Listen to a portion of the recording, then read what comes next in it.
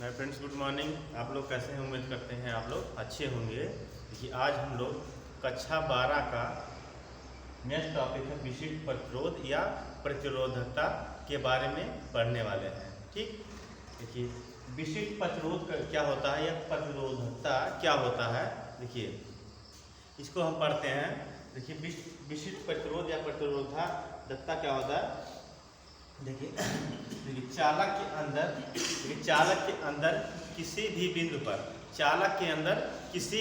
बिंदु पर वैद्युत क्षेत्र ही तथा धारा घनत्व J के अनुपात को विशिष्ट प्रतिरोध या प्रतिरोधकता कहते हैं।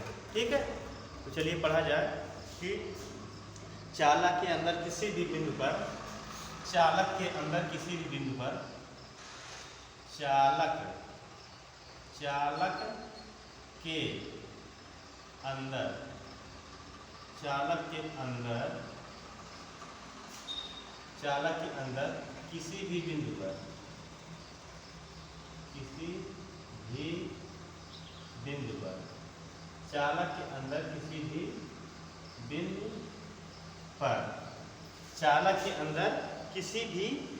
पर वैद्युत क्षेत्र E, किसी बिंदु पर वैद्युत क्षेत्र या विद्युत क्षेत्र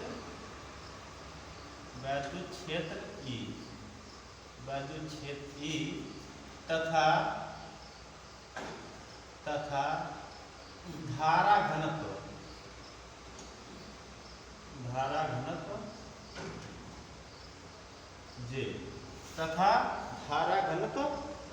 J के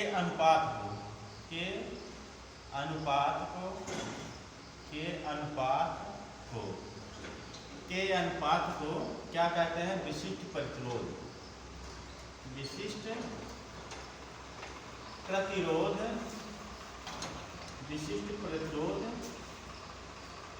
या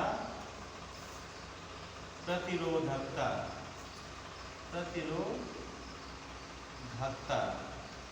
या विशिष्ट प्रतिरोधकता कहते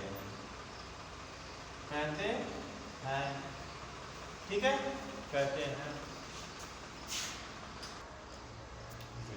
इसे रो से प्रदर्शित करते हैं।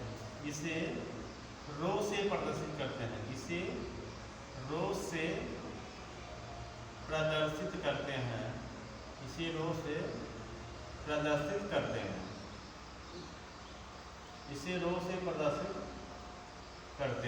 ठीक है, इसे रो से प्रदर्शित करते हैं। तो देखिए, तो रो बराबर क्या हो जाएगा? रो मतलब इसको पहले लिखित रूप में लिख लें। प्रतिरोधकता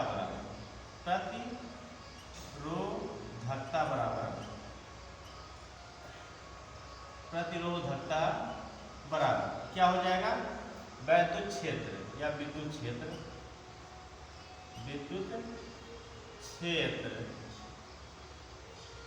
बटे धारा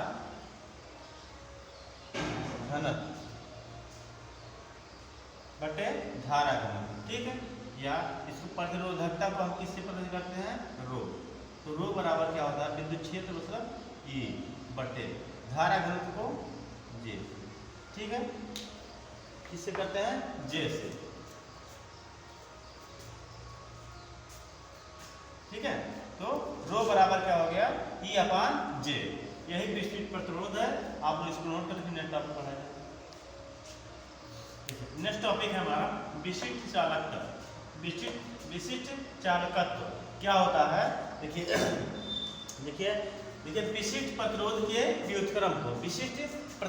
व्युत्क्रम को क्या कहते हैं? विशिष्ट चालकत्व कहते हैं। चालकत्व कहते हैं। ठीक है, विशिष्ट प्रतिरोध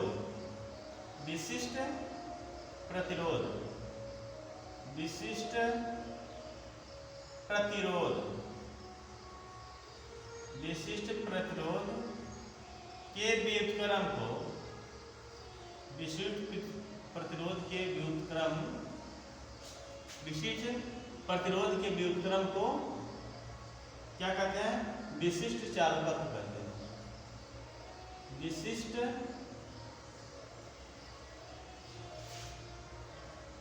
चालकत्व कहते हैं।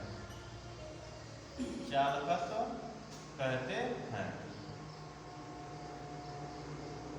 विशिष्ट प्रतिरोध के व्युत्क्रम को विशिष्ट चालकत्व कहते हैं। इसे रो से प्रदर्शित करते हैं। इसे रो से प्रदर्शित करते हैं।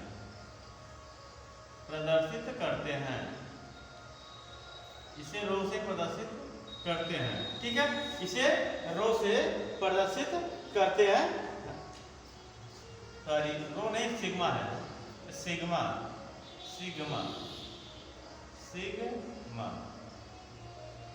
सिग्मा रो तो ये है। ठीक, इसे सिग्मा से प्रदर्शित करते हैं। तो सिग्मा बराबर क्या हो जाएगा? सिग्मा बराबर 1/रो। सिग्मा बराबर क्या हो जाएगा? 1/रो। मतलब प्रतिरोध व्युत्क्रम मतलब उल्टा संबंध होता है, 1/रो। ठीक है, अब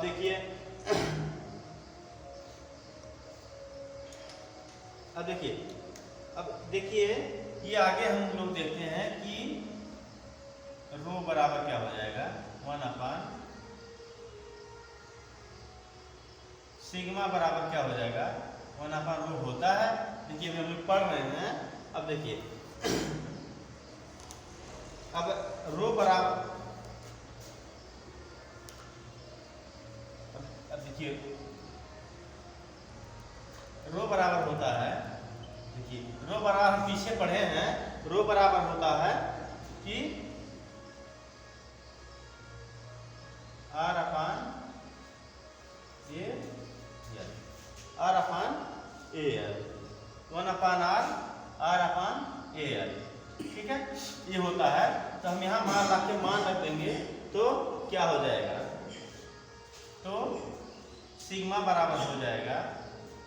तो सिग्मा बराबर हो जाएगा 1/R। देखिए L ऊपर जाएगा, L/A। तो सिग्मा बराबर 1/R L/A। ठीक है, ये हो जाएगा। या फिर इसको हम लिख सकते हैं ऐसे ही रहने दीजिए। ठीक है, ये सूत्र यहाँ से हमें मिल गया। ठीक, ये सूत्र यहाँ से मिल गया। ठीक है, चलिए नेक्स्ट टॉपिक पढ़ते हैं। चलिए नेक्स्ट टॉपिक है मिश्र धातु। मिश्र धातु क्या होता है? देखिए मिश्र धातु क्या होता है? देखिए मिश्र धातु के प्रतिरोध, मिश्र धातु की प्रतिरोध या प्रतिरोधकता पर ताप बढ़ाने पर क्या होता है? नगण्य प्रभाव पड़ता है। नगण्य प्रभाव मतलब बहुत कम प्रभाव पड़ता है। मतलब मिश्र धातु पर प्रतिरोध या प्रतिरोधकता बढ़ाने पर नगण्य प्रभाव पड़ता है। मतलब कोई प्रभाव नहीं पड़ता, मान लीजिए कोई प्रभाव नहीं पड़ता है। ठीक है, ये होता है मिश्र धातु। देखिए मिश्र धातु के प्रतिरोध, मिश्र धातु के प्रतिरोध, मिश्र धातु के प्रतिरोध, मिश्र धातु के प्रतिरोध तथा प्रतिरोधकता,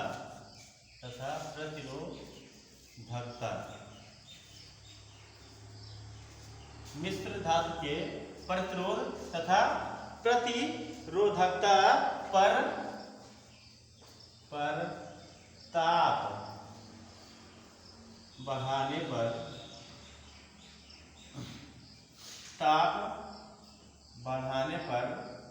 क्या होता है? नगण्य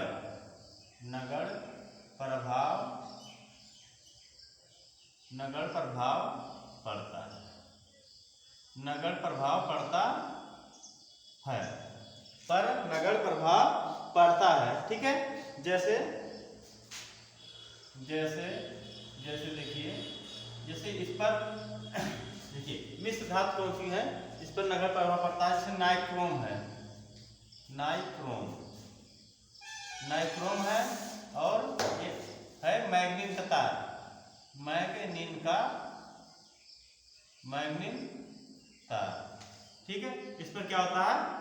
बहुत कम प्रभाव, नगण्य के प्रभाव के बराबर प्रभाव होता है। ठीक है, चलिए देखिए अब है अर्धचालक। अर्धचालक।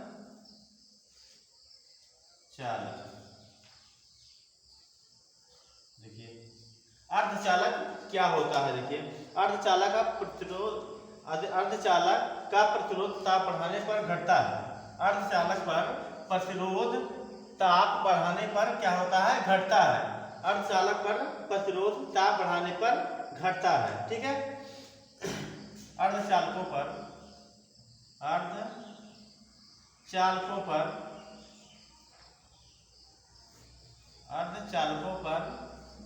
देखिए अर्धचालकों पर क्या होता है, प्रतिरोध। अर्धचालकों पर प्रतिरोध ताप बढ़ाने पर, देखिए अर्धचालकों पर प्रतिरोध ताप बढ़ाने पर क्या होता है, घटता है, पर घटता है। अर्धचालकों का प्रतिरोध ताप बढ़ाने पर क्या होगा, घटता है। घटता है क्योंकि क्यों बढ़ता है, देखिए क्योंकि क्या होता है इसमें क्योंकि इनका जो ताप गुणांक होता है, इनका ताप गुणांक, देखिए इनका ताप गुणांक क्या होता है, ऋणात्मक होता है।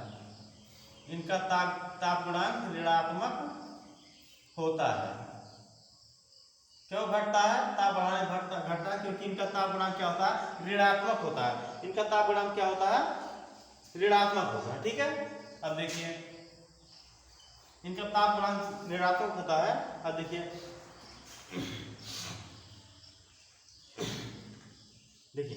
देखिए अगर कोई चालक है, यदि किसी चालक तार की लंबाई, यदि किसी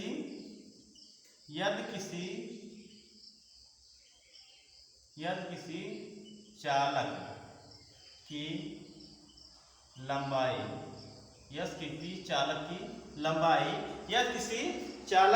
की लंबाई, क्या करें, खींचकर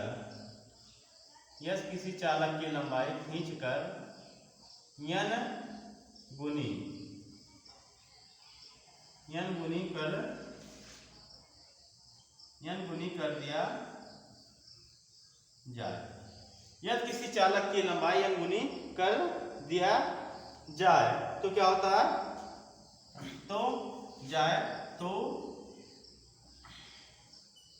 तो चालक का, यदि किसी चालक की लंबाई खींच कर n गुनी कर दिया जाए तो क्या होगा, तो चालक का प्रतिरोध n स्क्वायर, इसकी n स्क्वायर गुना क्या होता है,